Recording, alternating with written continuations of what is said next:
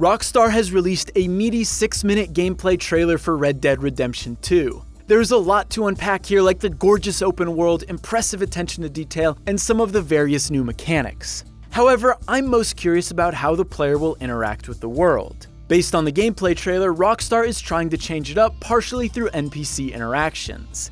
In the video, the narrator says, "Your guns aren't the only way to interact with the environment." This may seem small compared to everything else the trailer shows, but if done correctly, this has the potential to shake up the open world formula.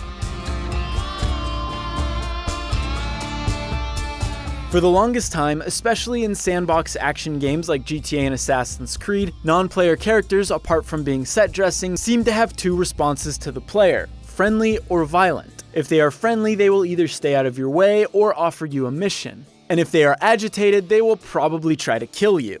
Today, these binary NPC responses have gotten predictable. If you see some people with guns or swords drawn, it probably means you should ready yourself up for a fight. In the video, Rockstar claims that you will be able to contextually diffuse or escalate confrontations, threaten witnesses, and reason with a town sheriff. This could make every random interaction or encounter feel dynamic and carry more consequences. Picture this: you ride into a small dusty town. You are low on resources and money, so you decide to rob a warehouse. While rummaging through the stuff in the building, the owner walks in and spots you. Without skipping a beat, he runs for the town sheriff. You can stop him before he gets to the sheriff by putting a bullet in his back or tackling him to the ground and threatening him. Or maybe you're too slow and before you can catch him, he's already informed the sheriff. The sheriff confronts you.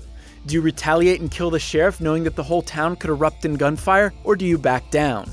Although this is a hypothetical situation, this level of interaction has a ton of potential, and it begs the question: what type of outlaw will you be? We're gonna borrow a little money from old Uncle Sam and be out of his hair once and for all.